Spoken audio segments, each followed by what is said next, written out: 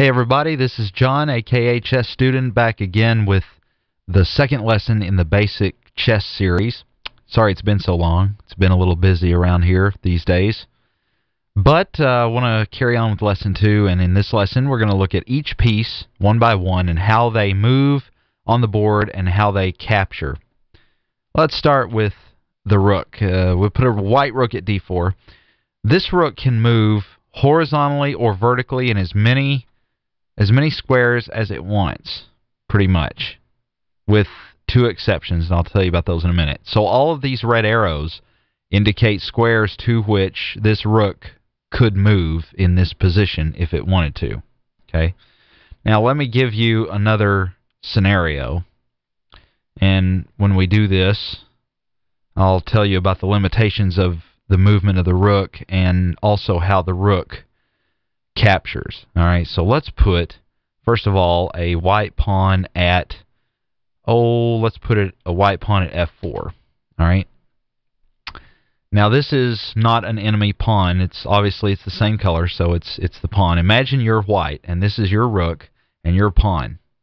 Now the rook can still move to all of these squares, but it can only go as far in this direction as e4.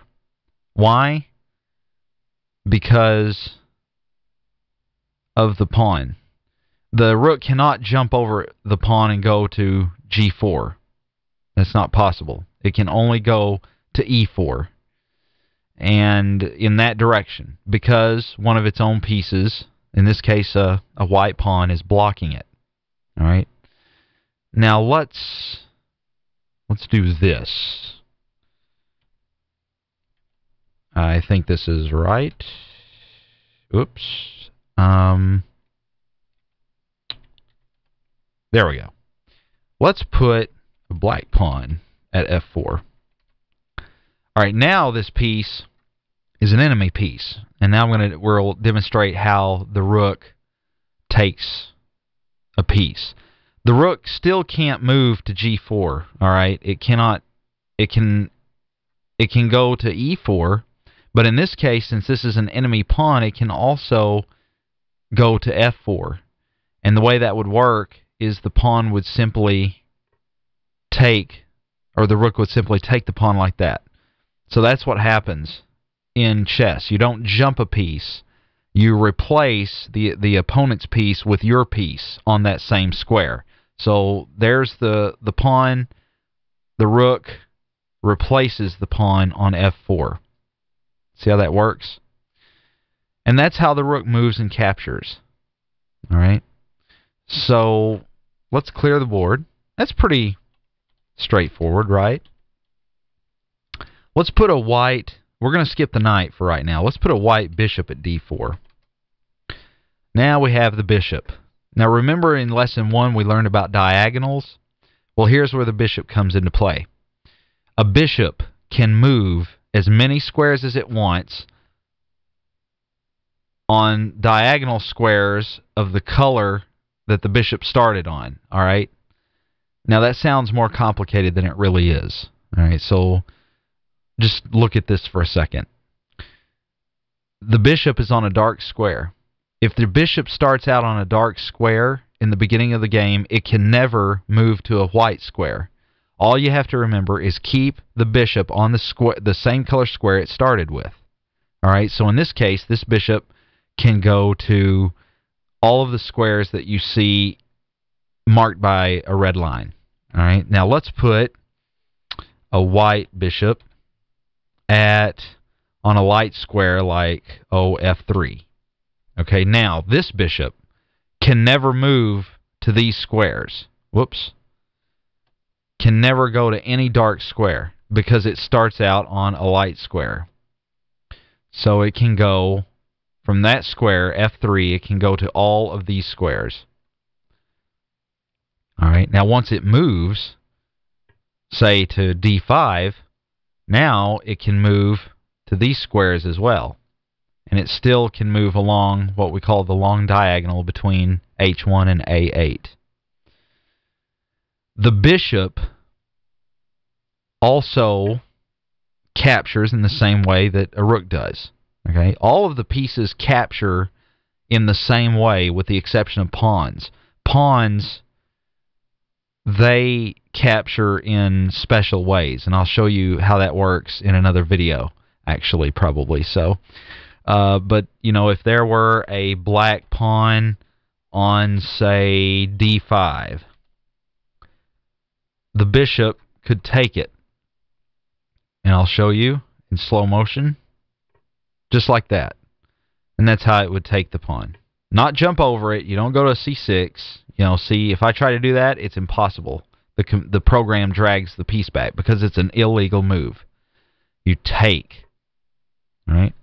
Same goes for this bishop. And to save time, I won't demonstrate it on it. But I will show you one thing. This bishop can never take this pawn while it's on a light square. Okay? I can move this bishop around. Now, if this pawn advances, and I haven't talked about how pawns move yet, but just to show you, if that pawn advanced to d6, or sorry, it wouldn't advance to d6. It would advance to d4. We're going in the opposite direction. Then I could take it, like so. Okay? So, that's how the bishop moves and captures. Okay? Let's clear the board again, and we'll move on to the next piece. And I'm purposefully skipping the knight for right now. I'll bring the knight back into play here in just a few minutes, but for right now, it's going to be the queen. Okay? Let's put a white queen at d4. The queen is probably the most powerful piece on the board because it can move in any direction, as many squares as it wants. So this queen can move into any of the following squares.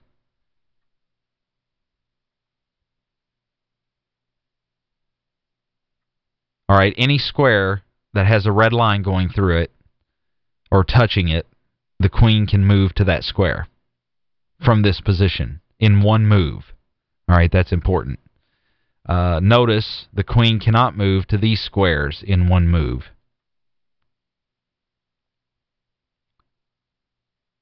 All the squares I've circled.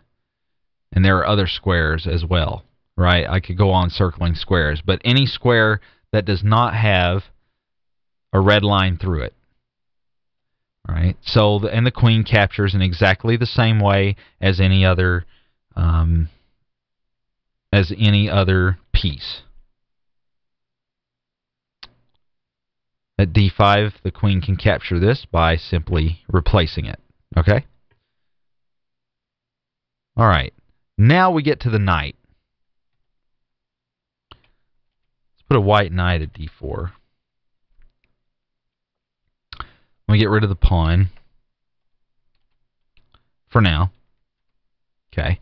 Now the knight moves in a really weird way, and you may have to practice this a couple of times, and I'm probably going to run out of time, so let me do the knight really quick, and I can always make another short video as a part 2 to this. The knight moves 3 spaces in an L shape. All right, so the knight can move to the e6 square. See the L shape indicated by the arrows? So the knight can move to this square. Okay? It could also move to the c6 square in the same fashion. It's just 1, 2, 3. Just like that. And there are several other squares that the knight can move to.